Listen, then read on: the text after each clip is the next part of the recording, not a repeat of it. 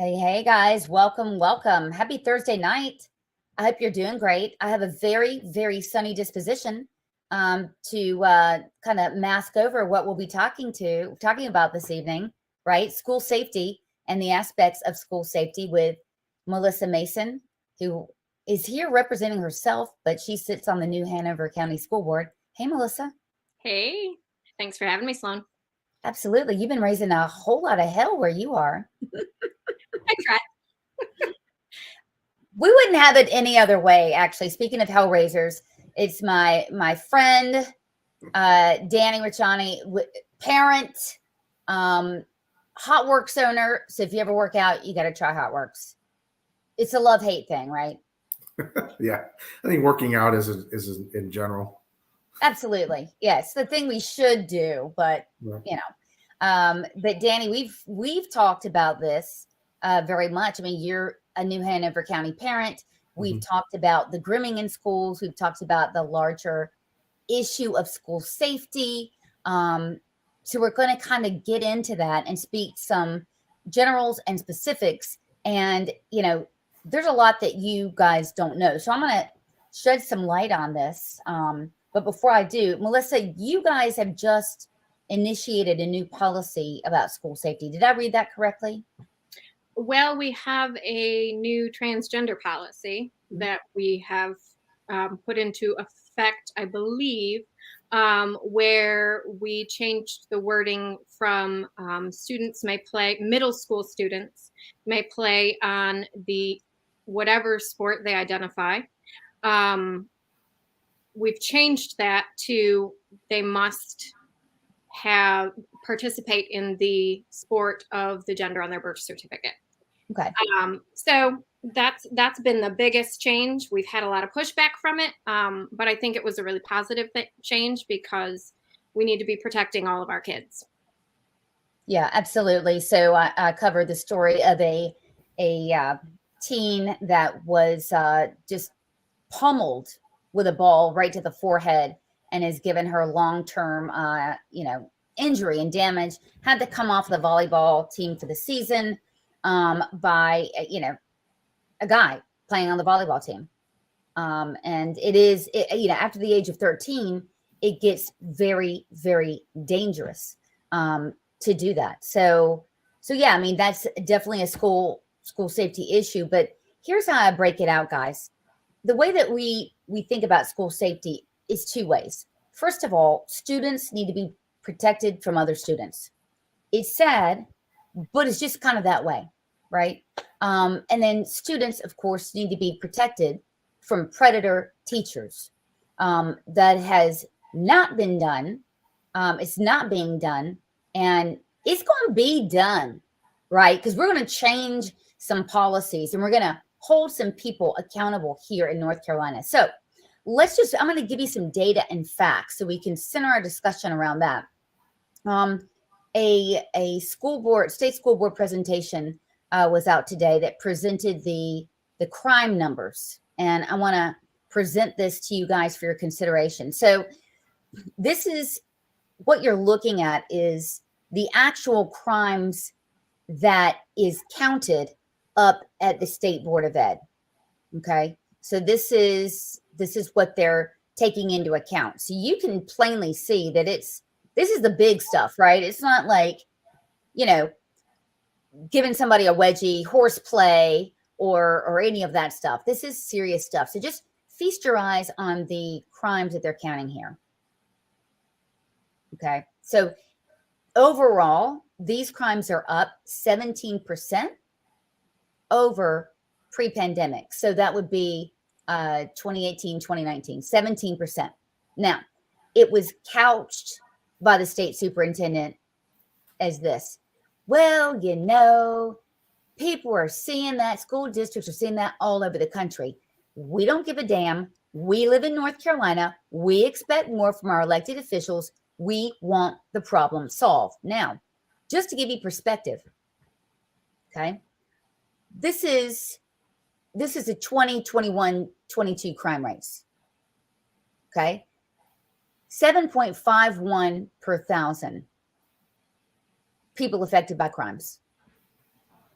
North Carolina, 4.2 per thousand. And the America's average is 4.1 thousand.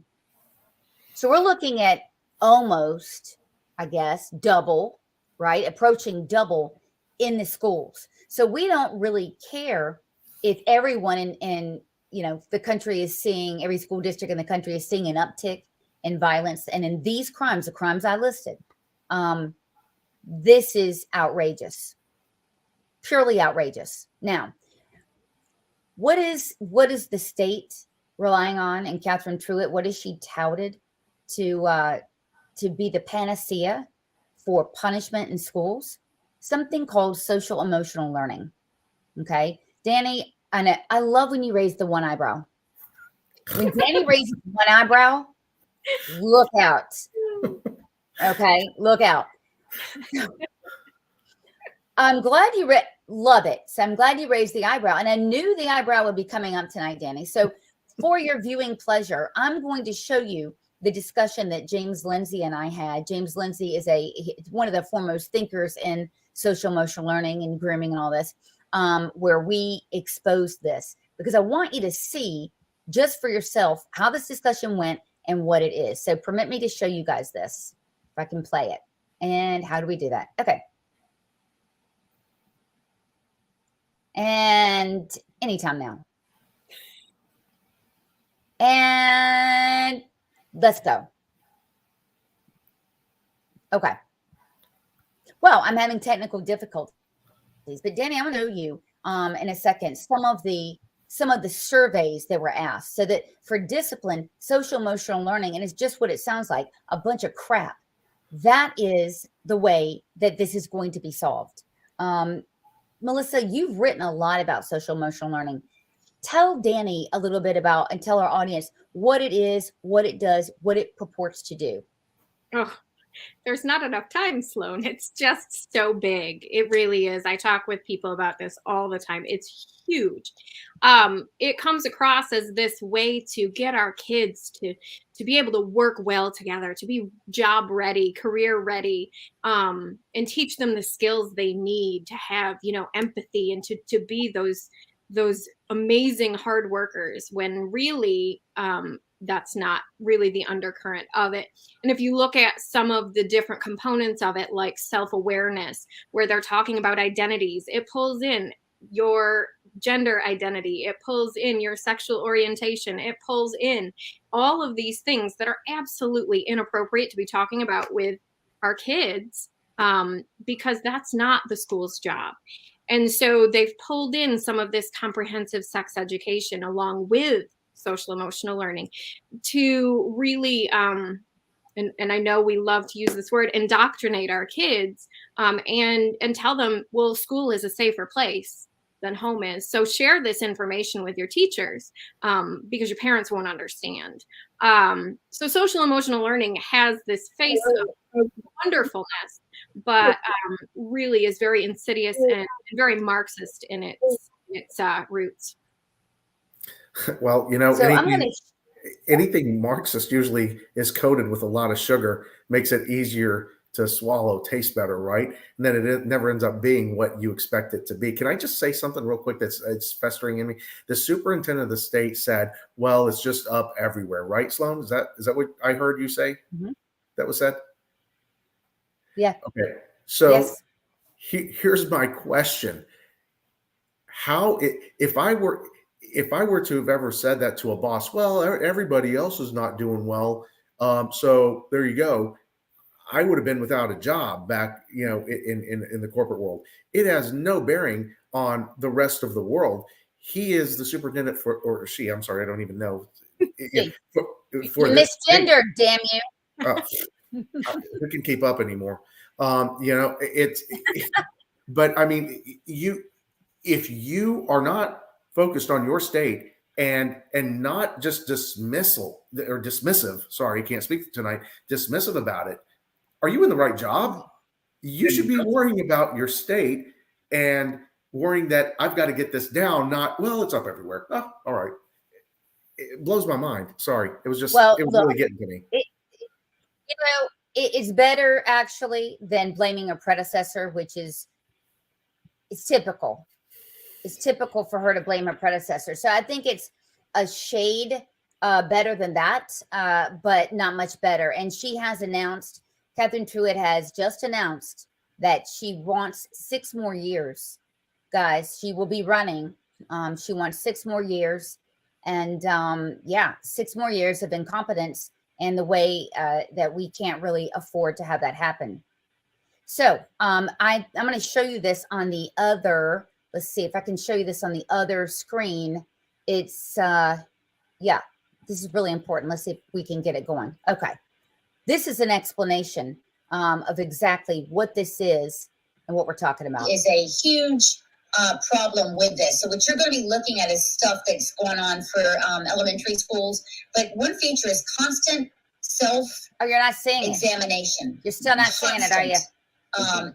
This is one feature. Okay. Of this program. Oh, where it's okay, guys. Hold on. on 1 second. Let me see. Let me give myself one more chance. If not, I mean, you can tell it's pretty dang important to me that I show you guys this. But yeah, I mean, we're going to explain it. And the reason we're going to explain it for the audience to hear is that, look, this is what right now the state level wants you to believe is going to stop violence in schools. It's going to stop all of this crime, and it couldn't be any further from the truth. Once you're able to see it, you will you'll see for yourself. Hang on 1 second. Okay, here we go. Okay, let's see. Can you see that now? Sorry, so I'm going to blur this up to see if you guys can see it a little bit better. But this is just one exercise. So what you're looking at, you guys, this is a teacher's guide, okay? So this isn't the actual thing, but it's asking students to journal, dialogue their journal, and visual representation. And this is ad nauseum. It's really, self-confessions, it's your family origins, etc. And it's got exercises where it really singles kids out. Right? How many of you disagree? How many of you agree? Using peer pressure as a sickening lever to try to change the baseline values of students. Students are a captive audience, as we know. I'm going to show you a couple more and just kind of get your input because I've got some real doozies. So this is social emotional learning. In my summation, social emotional learning is far more dangerous than just straight up critical race theory. It is ridiculously manipulative. There's a lot of studies where psychiatrists have done that, right? Where they've really steered people astray. That's kind of what I see happening here, especially with young children. So here's what we're looking at. This is asking kids, do I have questions about my face, hair, chest, and body? This is a 7th grade class here, guys.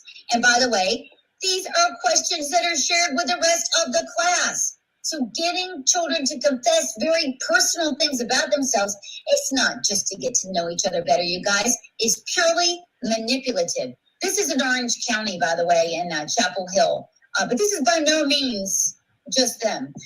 Questions I have about growing up are, check all that are apply. Why am I changing? Does everyone change the same way? And when is it okay to kiss someone? Okay. And then the last one I want to share, this goes into the interrogations. You guys, interrogations are this is the crux of social emotional learning. Again, it's done in every stinking class, you guys. Math, whatever it is. Okay, it's asking questions. Here we go. About my friends. My best friend's name is. My best friend thinks that I am. Right? Something my friend does that worries me. My mom's name is. Today I would describe my relationship with my mom as, so this is grooming. What you're looking at is grooming. It is getting incriminating information about students in order to use that as leverage. Make no mistake about it. This is information, by the way, which is shared with the rest of the class. This is straight out of Mao. I'm sorry. This is a Maoist type of educational program. James, what did you think of what I just showed you? I mean, so it just kind of, it reinforces a lot of the things I already think, having seen some of this directly. The comment that I made earlier, I want to strengthen something about it. Teachers who are doing social emotional learning in these capacities should not just be fired; they should probably be fined or arrested. They are practicing psychology in an uncontrolled setting without a license, which should be overwhelmingly illegal in, I think it is illegal in all 50 states. There's absolutely no reason whatsoever that this should be occurring with children in like I said, in uncontrolled environments. Typically, the kinds of investigations that you're seeing happening that you just presented are the kind of thing that a therapist, either working with an individual child or adult maybe, or a small group of people might try to work through. Okay. All right, guys. So yeah, you can see here, and we're going to bring ourselves back on the screen. The one question it didn't show is, how do I feel about getting hair on my body? How do I feel? And of course they're asking, are you gay? Are you trans? Are you sure? So forcing children to out themselves, this matters. We're going to talk about why it matters, but this is the warning signs of grooming. This is from the clearinghouse in America for grooming and for preventing sex trafficking and abuse. It says grooming is, it is the way that predators get continued access to their victims. So, and it relies upon certain factors. Victim selection. Abusers also often observe possible victims and select them based on ease of access. If you're a teacher, cannot imagine any easier place to access. Gaining access and isolating the victim. Melissa, that sounds a whole hell of a lot like the grooming or the gender plan that we're going to be talking about. Finding a reason to be alone. A lot of these abusers actually are coaches. That's one thing we found in our research, which was disturbing, but it makes sense, right? Trust development and keeping secrets. Again, it sounds like the program we're going to tell you. And, desensitization and discussion of sexual topics.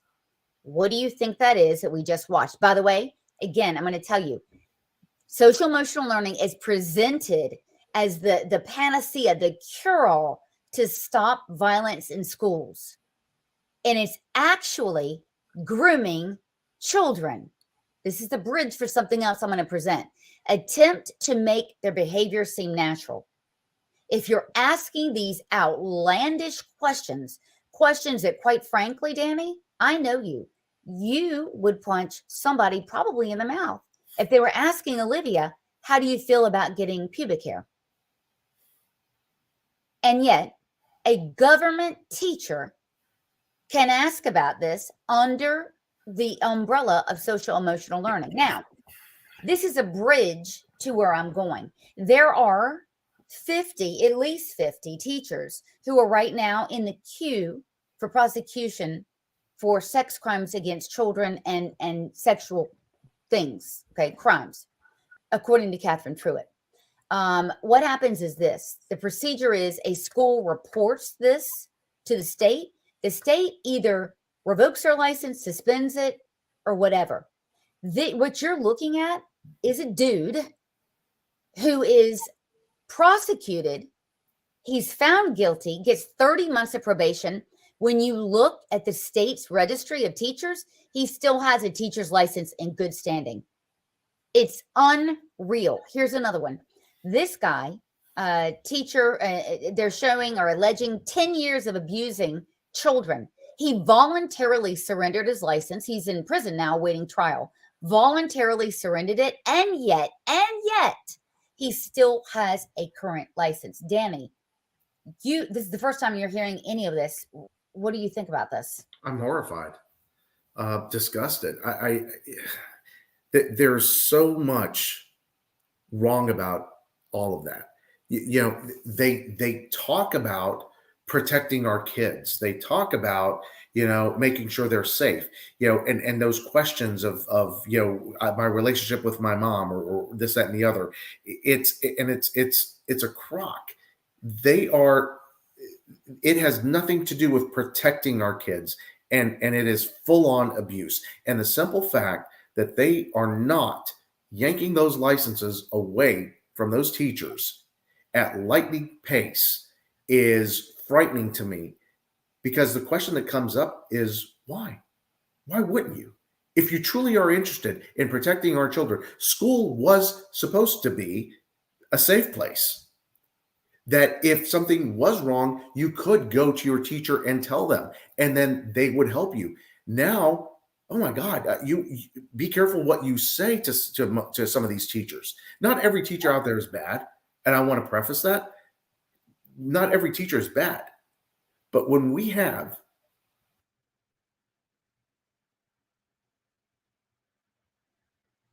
I think Danny's frozen because it's upsetting. So, yeah, but Melissa, I mean, again, you're one of the key thinkers as far as a school board member. I mean, you ran on this.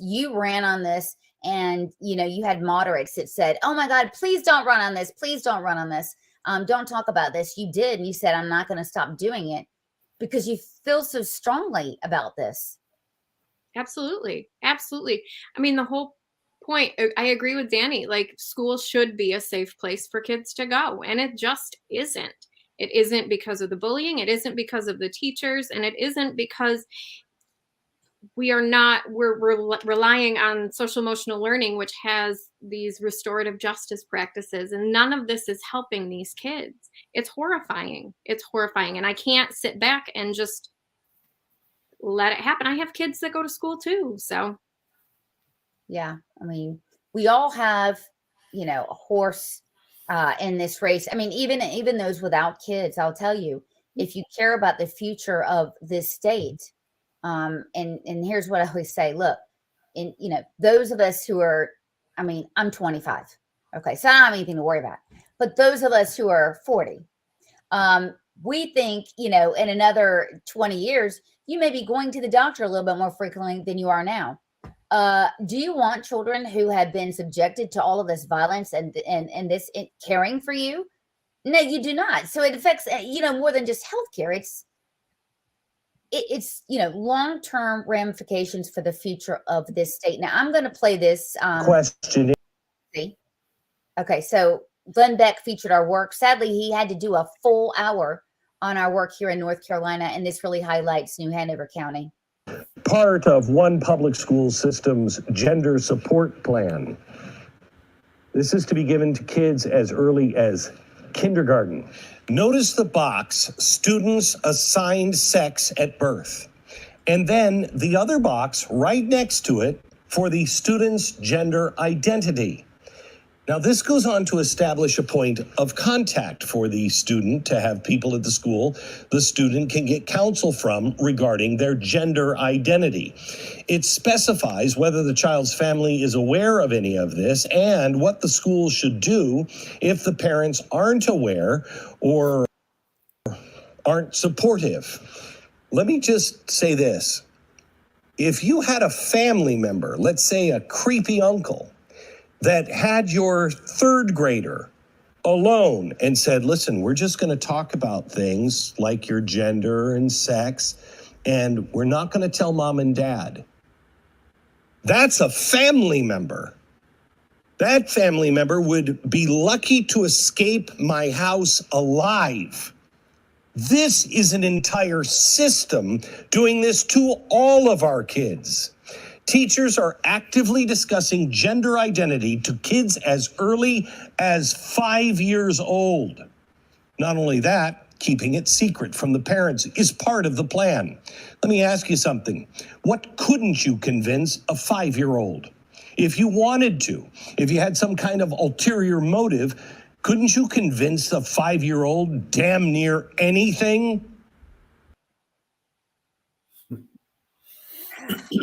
So, y'all had some problems in the past in New Hanover County with teachers allegedly not, being forthcoming about abuse, principal superintendents allegedly not being forthcoming, and just of abuse. And you're not alone. I mean, there's other counties, Guilford County, Charlotte, Mecklenburg, Wake County. And so given the history of New Hanover County, why in the hell was this program ever brought into the school system by your Title IX coordinator and then defended? I wish I had an answer for you. I mean, what they tell us is that it is no longer being used unless a parent requests it. But why it was implemented to begin with, I can't tell you. I was not a member of the board at that time. Right. I mean, to have a support animal, being a teacher, talking alone about sexuality is a recipe for disaster. Danny, what do you think as a parent, if this happened to you and you found out your child, I mean, this is grooming. How do we know it's grooming? Because the leading organization for grooming and for sex trafficking said so. What do you think? So when our daughter was very young, I would say to her, if anyone talks to you about this, if anyone touches you in places that you feel uncomfortable, or touches you when you just don't feel uncomfortable, you need to tell me. You need to tell me. You need to talk. That's what parents do. We want to protect our children, and we instruct them that if someone says to them things like Glenn Beck just described, keep this between us, it's a secret, that's a red flag. And that's how we raised our daughter, is to tell us. And now we've got these people in that have power over these children that are saying, don't tell your parents. What do you think a 5-year-old, a 6-year-old, 7-year-old is going to do? You're in a position of power. That is clear abuse. And you are instructing a child to not share something with their parents. If it's so great and awesome, why wouldn't you want to include the parents? Bring them in. If you want to hide it from a parent, that's a warning. It's a warning flag. Well, right. And it's not just Danny saying it, Melissa or Sloan. It's this organization. And again, I just want to point this out. Isolating the victim. So when you're one-on-one with that adult, that is grooming. This is a warning sign that something bad is going to happen. That's the way that, law enforcement looks at it. Desensitization to talking about sexual concepts. You have that. And then you have keeping secrets. Abusers attempt to gain trust of a potential victim through gifts, attention, sharing secrets, and other means to make them feel they have a caring relationship and train them to keep that relationship a secret. So Infuriating. it is if you have a blueprint on how to groom, how to sexually groom and take advantage of victims, there it is. And again, it's not just New Hanover, it's Charlotte, Mecklenburg, it's obviously Orange County, which I wrote about, and it's happening a lot. And again, I haven't heard the state say jack about it. When you look at the structure, and I want to tell everybody this, North Carolina is different from Virginia, okay, in that it's set up differently. So in Virginia, the governor comes in, he brings his own superintendent, and then he brings his own school board members that have to be approved, obviously, by the legislature, etc. In North Carolina, it's completely different. The legislature statutorily is responsible for carrying out the duty of the Constitution. In North Carolina, the Constitution says every child is entitled to a sound basic education. So the legislature funds it. They make the rules for it that they delegate now to the state school board and to the superintendent. So the legislature has been kicking the can down the road. Everything that you see, everything that's being permitted, I just want to tell you, it's brought to us by the Republicans. They've been in charge of education for 20 years. And so I don't mean to say they're ushering this in, but by not doing something about it or putting up bills and it never seems to make its way onto the floor for a vote. That's actually what's happening. And so we need to start holding our legislatures accountable, right? The issues that we're talking about should have bipartisan support. Certainly, removing teachers off the roster of licensed teachers. Here's the excuse that she gave. Truitt. Superintendent Truitt says, I think we're doing a pretty good job, quite frankly. And there's only one person in charge of all this, and we're just going to have to get more budget. Meanwhile, she's asking for money for programming that has nothing to do with literacy. And she's given her staff 30% raises over the last 2 years. 30%. I mean, they're making the average salary up there is $150,000 a year, while our teachers receive paltry salaries and while no one is at the wheel. Here's why it matters, guys. Background checks, Danny, they are not mandated in every school district, and they're not mandated in any private schools. And that means this SOB that has a free and clear teacher's license could conceivably go to a private school or another public school. They look in the database, say, fine, you've been certified for 15 years. Great, you're hired. And it has happened before. Melissa, I mean, it's a state. There's got to be a way, right, that the state and the districts work together. Tell us about this new bill, because there's a new bill that's coming out. Oh, one more thing I want to show you is this is from the Department of Education. This is best practices, you guys. This is what the state should be doing. The state should be investigating every case that comes before them of abuse, not just the district. The district does this investigation by and large, the state, and they need to monitor statewide criminal justice, public safety, and teacher licensing databases. That's what they should be doing. Yeah. So there's a few bills. Which one were you? Because I know that there's the Parents' Bill of Rights that they're trying to get through. I think there's concerns that it might not make it through. I believe it made it through the Senate. It might not make it through the House. Senate, yeah. Correct. Here's the bill we're talking about. So Catherine Truitt last week brought attention to a bill that, I mean, I strongly support half of it. It says that, look, if you sexually abuse a child in school, there will be felony enhancements. There's already a felony for it, but it'd be an enhancement, right? And get this, if schools fail within 5 days to report this to the state, they can be charged for a felony, a superintendent, principal, HR person, a felony. I guess where's the accountability for the state? In my opinion, where's that accountability? If our school districts, if our schools, if our superintendents are doing their job, and they're reporting this within a reasonable amount of time, I mean, due process and all of that, there should not be a penalty for the districts. The state needs to be held accountable for not moving it forward. I can see. Okay. Well, we've interviewed, school board districts all across the state, and they're all doing their job. Listen, nobody wants scumbags out of the classroom more than these superintendents and these principals. They don't like it. They don't want it. So they're doing their job. But they're like, look, we sent that, and they're getting pissed. We sent, so-and-so's record up there. We thought he's going to have a suspended license. And to our stunned amazement, he doesn't. So superintendents are really mad about this. And they're like, well, wait a minute. If we send our paperwork, we do our due diligence, and it gets lost in the shuffle, we're going to have to find a lawyer to defend us against a felony when the state isn't doing anything. What the hell? Yeah, so, that's not fair at all. So, Danny, what I did is I looked up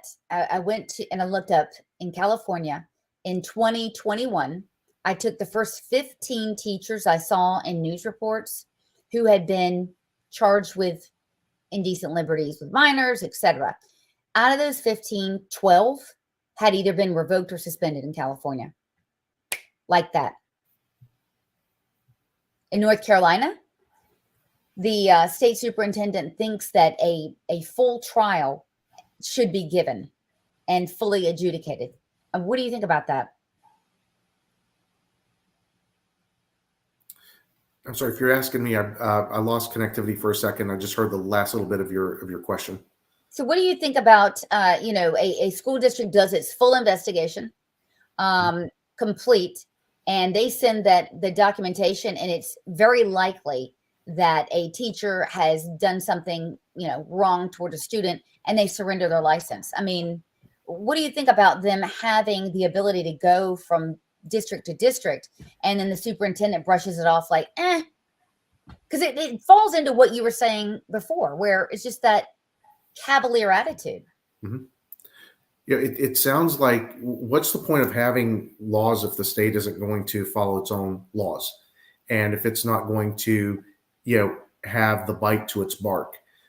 You can sit here and you can tell and before I lost connectivity, for a minute or so, I heard you talk about the individual school boards and districts and superintendents and everybody being held responsible by the state.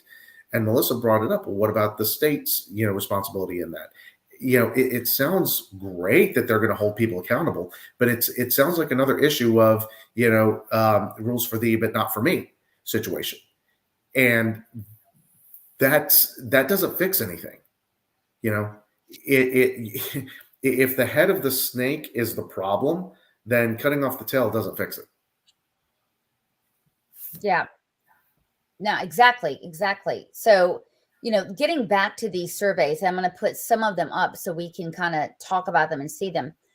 How harmful is it to, let's say, out a child and their sexuality before they're actually ready to do that and they're being tricked into it?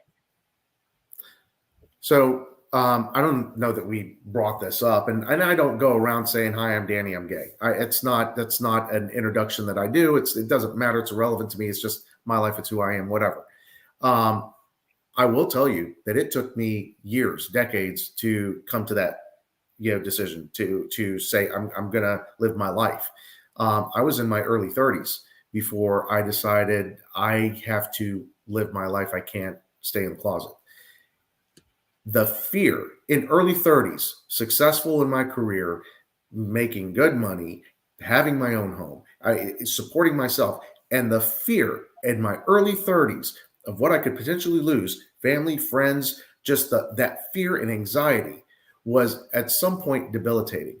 For an adult, what do you think you're going to do to this child when you are forcing them out of that closet and you're making them say something that A, they might not be ready to talk about, or B, they might just be a tomboy, or it might be a boy that likes to play with Barbies who's a boy, who's wants to be a boy. You can't make that decision for them. You can't tell somebody this is the gender you are at this age because of how they're acting. By you telling a child or guiding them to the gender that they are, is you doing the exact thing that you're saying you want to do, which is let them pick their own gender, but you're not. You're forcing them into the gender that you believe that they should be. You are assigning something to them, and this is the part that blows my mind, Sloan. These groups out there are so contradictory in this. Oh, we love everybody, except if you don't agree with us, then we hate you. Then you don't love everybody. It just blows my mind. It's dangerous to tell a child their gender, to force them out before they are ready. Not to mention the mistake as you as an adult could make in harming that. Suicide rates could increase, depression, anxiety, issues within the family. There's a whole storm of issues that could come from that. Well, absolutely. I was trying to find out the particular survey, but I will tell you, there's a couple of surveys that ask, what's your sexuality? They find 3 or 4 different ways to ask you that question. And then they'll ask a follow-up question. How many hours per day are you alone? Are you alone after school? Do you have a gun in the house? I mean, you can kind of do the math on this and say, wow, okay, this is, this kid has a gun. They're never home alone, and et cetera. And I will not victimize that child. So, I mean, a lot of the questions, quite frankly, they ask are so invasive. You have to say, wow, would I want one of the 50 people now awaiting trial, would I have wanted for them to give my child that survey? Melissa, you've been really fighting these surveys. I mean, are you seeing that too? Or is that an argument that you're hearing from parents? I know that there are definitely parents that are very concerned about these surveys for a variety of reasons. When we talk about these surveys and that they're anonymous, it feels very data mining. Why are you gathering this information? What are you using it for? What is the purpose of this? And who's going to see this? And a lot of it seems to be, how do we further implement some of the things that we want to implement? Now, we're still digging and searching and trying to work through, these survey policies. The survey policy that we have. But it's very concerning just to me personally as a parent. What happens in my house is not the business of the school district. It really isn't. Nothing crazy is happening here, but it isn't anybody's business regardless. Yeah, exactly. It is. It does feel very data mining-esque, and it is. I mean, it looks to me like they're developing the foundation upon which they will build, this social credit scoring, which is extremely upsetting. And you need, before you build the algorithms, you need the big data for that. So big data, begets algorithms, begets machine learning, and that's how all of this stuff was done. So that's a very, very big concern. But I want to show you some of these questionnaires, just so you can kind of have a feel for what this is. Let's see. Yeah. So when we look at CASEL social emotional learning, so you're going to see right here, engaging in identity exploration.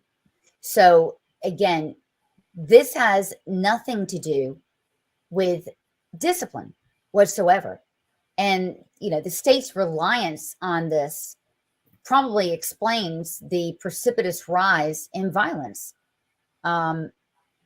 If you're relying on this to attenuate violence, you're up a creek. Grounding and affirming cultural heritage. I don't know how that's supposed to discipline students. Recognize how everything is interconnected across diverse contents. This reminds me of a really bad Pink Floyd concert. Across diverse contexts, interconnected, just insane. Okay, so here you go. Here's one. This is from Johnson County Schools. What is your religious preference?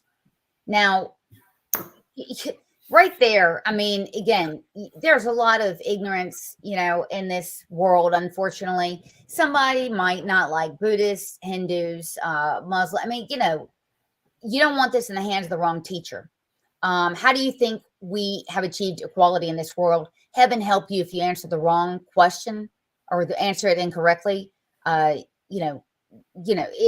15, 14 and 15 years old, the age group for this, if you wear the wrong shirt and catch grief, you're suicidal, right? I mean, you're in that really emotional state in your life. What is your race? It's bizarre, right? They're asking these questions, but I mean, some of the questions are even worse. I mean, the thing with religion, this is the part of social emotional learning. So just so you know that social emotional learning, and this all feeds in together, it relies on surveys. It can't run without surveys. That's why this parental rights bill is so important. This parental rights bill will make it so that, Danny, if they're going to ask you a survey, you're going to have to opt in. Mm-hmm. And that's the important part. You can't ask that as an employer of someone that's applying, because businesses could lose their contract with the government, for violating that. Why is it that a school can't lose their funding for violating, questions like that? Again, it makes no sense. Melissa, you've got a tough job, and I don't envy you at all. I thank you for your bravery and for everything that you're doing, because it is not easy. And I know you've got a target on you, and I'm so sorry about that. But just know that there's a lot of parents out there that support you, straight, gay. There's a lot. Hang in there. Yeah. Yeah. Well, you're never going to be a prophet in your own land, right? I mean, that's just kind of the way it is. And yeah, I mean, you definitely are fighting the good fight and protecting children, but we have to understand everything we talked about tonight. The surveys make children unsafe. Social emotional learning as a tool for discipline and preventative measures makes children unsafe. At the state level, allowing these SOPs who are predators to have teachers licensed in good standing makes children unsafe. To your point, there are a couple of bills that seek to address this, that we will keep our eye on. Look, we were like Lucy with the football, the last legislative session. I mean, they put up several bills and never really passed it. It was insulting. Medicaid expansion has gone through a breakneck pace here. So as legalizing marijuana, meanwhile, securing our schools and making, schools safer and more productive, quite frankly, for children. I'm not seeing an urgency. And again, we really have to look to the legislature and put pressure on them to do that. But again, I have to tell you, Melissa, yeah, you're super fan here. So let me ask you this, and you're kind of just getting started with this. You may not know, what can a district do to keep social emotional learning out of the classrooms in that district and the surveys? So right now, what we're looking at is that it's coming from the top, that it's coming from the state. And to your point of using social emotional learning as a behavior modification, as a keeping kids safe program, their training, which I've watched a video of their training says it's not even supposed to be used for that purpose. That's a tiny little part of what social emotional learning is supposed to be used for. So that's not even the purpose that it's there for. Like, they didn't create this for behavior modification. That was not the goal. It was not to keep kids safer. Interesting. And that's just watching one of their videos, but it's going to be a big challenge because, as you said before, it is everywhere. It is in math. It is in ELA, English. It is in science. It is in social. They have integrated it. Surveys. And the surveys are. Because that survey I showed you, sorry, that was from science. Those surveys about body hair was from science. Well, and the problem is we, and I say that collectively, we have kind of just sat back and let it happen. And we've been like, oh, they're in school. It's good. I think COVID shook us all, and I think it woke us all up. And I think that that was the driving force for a lot of people I know to jump in. But to get it out of your district, it's going to be a really big battle, and it cannot happen overnight. Yeah.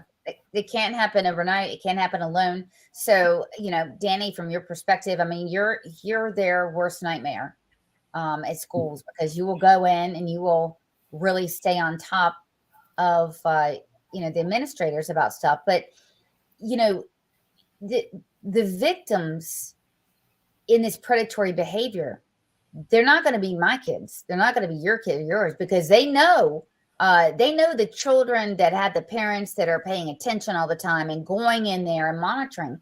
So it's, Title IX school. I mean, help me out. Title III? Title III. Yeah. Title I school, excuse me. High poverty, et cetera, where you've got one parent, maybe two working parent, they're going to prey upon those children who we used to call them latchkey kids. Mhm. Again, 10 years ago when I was coming home from fourth grade, by myself. No, I'm joking. But They used to call them latchkey kids, and we kind of fend for ourselves. Danny, that's who they're picking. It's exactly what I was going to say.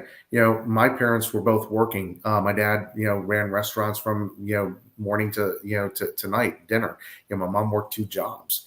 And that's the thought that came into my mind is if that was happening now, I would be one of those kids that they were targeting because those parents are struggling to make a living to provide for their families. They're not bad parents. They've just got so much going on. It's hard for them to keep up. And for the rest of us that are fortunate enough to have some time to be able to dig into this stuff, we need to step up. We need to talk to those other parents. We need to let the school know that we're watching. Just because it's not happening to your child doesn't mean that it's not happening. If you find out it's happening to your child, then it's happening to others. It's an obligation. We as adults are what's the word I'm looking for here? It is incumbent on us as adults to protect our children, our future, whether they're our kids or not. If you see a child that's approaching a van and it looks sketchy and something's happening, what are you going to do? You're going to try to save that child. You're going to get the license plate. You're going to do something. You're going to take some action. This is pretty much along those same lines because they are stealing our children from us with some kind of ulterior motive. I shouldn't say some kind. We know what it is. Yeah. And it's our job to protect our kids and all the kids in the neighborhood. Okay. Yeah. Yeah. And I always say somebody's got to be a grown up in the room, right? Somebody has to be that grown up. And early on, I tell this story because it's not happening anymore because people know better, but people would come to me and say, gosh, I really don't want to offend anyone and I don't want to hurt anyone's feelings or whatever. And I look at them and say, you know what? I'd rather hurt someone's a stranger, mind you, their feelings than for my daughter to look at me in 4 years and say, Mommy, why didn't you do anything? Mm-hmm. And sadly, there are some parents that I do know that are kicking themselves because they didn't want to make a big deal. They didn't want to jump to conclusions, etc. Well, they, 6 months down the road, it happened to a few others, not something this serious, mind you, but concerning stuff. Surveys are one of those things. It's something that's worth making a big deal about. Again, if your children aren't worth fighting for, I don't know what is, right? And we're seeing a lot more parents now, Melissa. You're one of them. Not only come forward and say this isn't right, etc., but actually put their name in the hat and run for office. Yeah. It's definitely been an interesting and educational year for me, and it'll be another, 4 years of learning just everything that there is, even beyond what I could see from the outside. Yeah. Well, we've got your back. Definitely. We've got you covered. You're doing the right thing. And parents from all stripes, no matter what, as you said, political background or whatever, they do appreciate this because the stuff we've talked about tonight is just common sense, guys. Right? I mean, this stuff is common sense. Look at the nomenclature they're using of grooming in these expert situations. Look at all the stuff going on. So, guys, I want to thank you very much for speaking out about this. And it's always good to have a parent's perspective too on, how these policies that is in schools and at the state level filter down and actually affect people, parents, families. Yeah. It's when I have to have a conversation with my child about all the different genders, you can identify as you want. I could care less, but don't force those conversations onto those children. Let kids have their innocence. What's wrong with that? Where are we now that we can't let our children have their youth, their innocence? They don't have it for long. The last thing we need to do as adults is rip it away from them even sooner. Yeah. Let them have that piece. And it's worth remembering, this is the government doing it. It's not That's just very a smart. teacher, Little House on the Prairie. It's the government. The government wants to know your child's sexuality. The government wants to have a chance to separate you from your child. I spoke with Gays Against Groomers the other night, and we had a great conversation with the head of that organization. And I said this, and I've said it for a very long time. The transgender movement, especially in schools, it is a form of conversion therapy. It seeks to kill off gay people in this way. When you're telling children that they're born in the wrong bodies, instead of, well, first of all, having the conversation is bad enough. But when you're going in there and you're weighing in on it and you're saying, hey, you're born in the wrong body, you should think about changing your gender if you feel like a boy or a girl. What they're really doing is taking children who would be gay, which is fine. And they're saying, well, I mean, it's better off if you're a girl attracted to a boy. So we want to do something about that. And there's treatment options for that. So not only does the transgender movement seek to kill off gay people, it also seeks, obviously, to take the rights away from girls, from women, making them spectators in their own sport. What do you think about what I'm saying here? There's a lot there It's a lot to unpack. When you're old enough that you make that decision for yourself, God bless you. I don't understand it. I don't understand the process. I feel for you. I know how difficult it was for me to come out. I can only imagine the process for you. But when you're doing that to a child who still doesn't understand why it's important to take a bath, why it's important to eat healthy, why it's important to have a certain lifestyle, to go to bed at a certain time, to grow. When you're trying to have a conversation with a child who doesn't understand the importance of all of that, but you're trying to talk to them about sexuality, there's a reason that, forgive me for saying this, but we go through puberty at a later age, because then our bodies are ready and they're starting to go in that direction, right? We're starting to become adults. That's when that starts to happen. Not when we decide we want to talk about it before then. right. I'm not saying never talk to your child about it. One of the best things we ever did with our daughter is have open conversations, answered her questions, didn't initiate the conversation. She came to us asking us questions. And as much as sometimes I wanted to throw up in the back of my mouth and wanting to, Never easy. to respond to this, we responded honestly. We responded matter of factly, and it opened up the ability for us to have honest, sincere conversations when she was ready. That's the point. Right. And if you're pushing this on children when they are at that puberty age, when they start to form their identities, again, right when it's hard enough to come out anyway.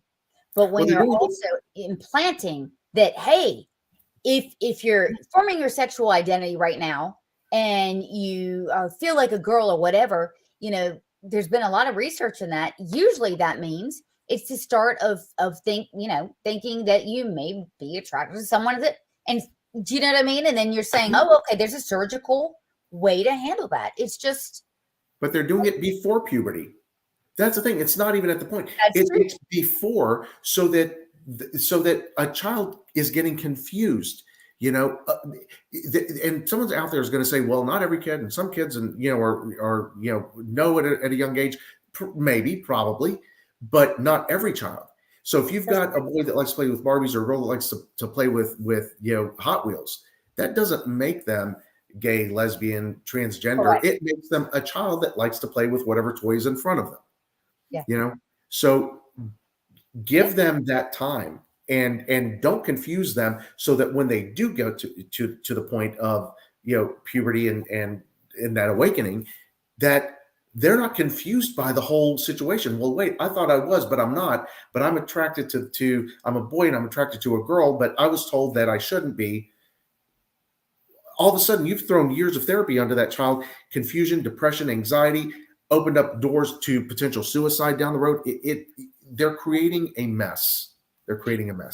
Absolutely. And I, piggybacking off of that, Gays Against Groomers did this amazing piece about the Title IX changes that they wanted to make. And one of the things that they talked about is if you leave these kids alone and you let them go through, not leave them alone, but you get them counseling, you get them the support they need emotionally to deal with these things, that most of the time what happens is they find that they are gay, they are a lesbian, they are, you know, or they're just a straight kid, you know, and but if you let them, because it's okay to be straight too.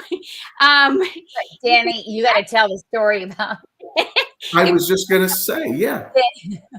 They'll I never thought in my wildest dreams these words would ever come out to, you know, in talking to my daughter. We were talking about things and she's saying, well, would, you know, what if I'm lesbian? What if I'm bisexual? What if and this is what 2 years ago. She's 14. And I said, well, what if you're straight? She goes, well, I mean, I don't know. Well, I said, you know what, baby? We'll love you just as much if you're straight as if you're gay or bi. Where? I'm sitting there going, what world am I living in that those words literally just came out of my mouth? It's insane. This is Wacko World. This is exactly what you're talking about. By the way, you're looking at a presentation given by Ellen Essick. This woman is in charge of crafting the healthy living standards for all students in North Carolina. Sex ed is under her aegis. In fact, she just put up a very controversial program now that the DPI is going to pay $630,000 for. We are the taxpayer that pushes this garbage. But yeah, so if you want to play with a doll when you're what's this kid, 3 years old, that you're trans positive. By the way, works at the DPI. She's in charge of our science standards, our healthy living standards, and sex ed standards. I mean, heaven forbid you have a little boy that wants to become a good dad. Don't we want our sons to be, you know, the partners of their spouses as they raise babies? We want our boys to know how to do these things and to not be helpless. We want our girls to be able to defend themselves. You know, I played with GI Joes and I love superheroes. Like I hate princesses. Except Princess Leia, right? Well, yeah, of course. Yeah, right. Of course. It's the Danishes. Exactly. Exactly. But what I'm saying is, like, there's no need to be putting these kids in boxes. We are who we are, and we're all uniquely made to have different preferences. We need to encourage these things and make them a positive thing instead of saying, well, you're trans friendly. No, you're learning how to be a good dad. Or you're learning how to use a monkey wrench, you know, whatever. Like, we should be promoting the positive part of that, not placing them into a box. Like, we're all about, we want to make sure that we're recognizing everybody is amazing and special and wonderful. But at the same time, we're saying, well, but if you're playing with a doll and you're a boy, then that isn't the way that it's supposed to be. We've been hearing for years, like, you can't say that boys can't play with dolls. You can't say that girls can't play with trucks. Like, can you or can't you? Like, is there a, you know? Well, apparently, if you're a boy that likes to play with dolls, then you should be a girl. But then, wait a minute. If you're a girl, you don't have to play with dolls. You could play with trucks. All of a sudden, your mind explodes because you're like, wait, what? Because I'm a boy that likes to play with dolls, so I should be a girl. But now that I'm a girl that likes to play with dolls, I don't have to be a girl that likes to play with dolls. I can be a girl that likes to play with trucks, which means then I should be a boy. Wait a minute. So much confusion. And we have kids in middle school who they're developing. Like, I've been in education for years, and child development, their brains, there are grown individuals whose brains are not fully developed. I believe it's 25 when your brain is fully developed. And so to have this confusion is actually pretty normal for a lot of kids. I think we all can admit we have some sort of body dysmorphia. Like, there are things about my body I would love to change. that working out just is not doing. I need to go over to your gym, but but I think that that we're shoving this on these kids, and it's already a chaotic and confusing time, and we need to take that pressure back off of them. We really do. Right. And right. I mean, we haven't even gotten to the literacy crisis that we have in the state. I mean, it's epic. There's so many crises. I mean, it's difficult. But by the way, what we've talked about tonight solves none of them and makes all of them worse. When you're taking away classroom time, instruction time for this garbage, it's also reducing the ability of children to function. Now, there's been many studies that show, and this makes perfect sense, that when children learn how to read, I mean, they theorize there's a critical window at third grade, but when they, learn how to read, learn how to do math, the literacy at a younger age, that those children, they followed a series of children in these studies, they don't have the rate of misbehavior. And it makes sense, because if you're not really proficient in what you're supposed to be doing in school, right, reading and writing, you're going to get into trouble. Mm-hmm. And so, yeah, I mean, we need to hard target having these schools to perform what they're supposed to be doing. And that's why you ran, Melissa, is like, look, let's get out of the business of a gender clinic and a psych ward. And you've been very, you're someone, the reason why I love you, and we've disagreed on some things with discipline. I'm pretty much of a, and you're like, well, wait a minute, let's do it this way. And so discipline is your thing, and you've weighed in on it a lot. But this social emotional learning has no place on the menu. Seclusion rooms, very controversial. They don't. This doesn't. And you have two different extremes here, right? So, and there's got to be a middle ground. Just punishment has to be the way forward. Yeah, there has to be consistent consequences for actions. And I think that that's something that our new set of board members are really looking to do, like improving academics. We want accountability for our kids to be able to have that literacy, but we also know that we have to improve these behaviors because the behaviors are a distraction to learning. Exactly. So it's finding that middle ground, finding that place where we can all we can support the kids in the way that they need, whether it is through consistent discipline or whether, whatever it is, we need to meet our kids where they are. This probably speaks a lot about the reasons why kids cannot focus and learn. 7.51, that's almost double the national average inside of North Carolina schools. That needs to be dealt with. It needs to be dealt with quickly. And we've gone over. I knew we would, but we've gone way over. So thank you both for contributing to this conversation in your unique ways. And it's incumbent upon all of us to get involved. I don't care what you've done before. If you've never even weighed in on the topic, start sharing things on Facebook, start talking to your neighbors, but absolutely start talking to your state reps. Tell them what you expect from them. Senator Mike Lee from your area has done, I think, a pretty good job this legislative session. I think he's definitely taken to heart what parents want in your area. They want safer schools. And he's really led this legislation with the parental rights bill. And I hats off to him. Definitely. All right, guys. Well, have a wonderful evening. Thank you. You both of you are truly some of the bravest women that I know in doing what you do and everything that you're facing down, and you're an inspiration. And for anyone out there, I just want to say, these are probably the least homophobic women you'll ever meet. If you ever want to accuse them of such, they're not. You're wasting air and oxygen at that point. You both are amazing, and I appreciate everything you guys are doing. Well, thank you. Thank you, Danny. Thank you. I know. Oh, I'm going to cry. He's just trying to do this because he wants me to come into Hot Works and take a few classes so he can laugh at me, stand outside the glass. I'd record it and put it on social media. I wouldn't laugh. Oh, Just share I it. believe you would. I believe you would, definitely. All right, guys. Well, have a wonderful evening. We're going to continue the conversation and continue watching and monitoring all these things. Thanks. All right. Bye-bye. Bye-bye.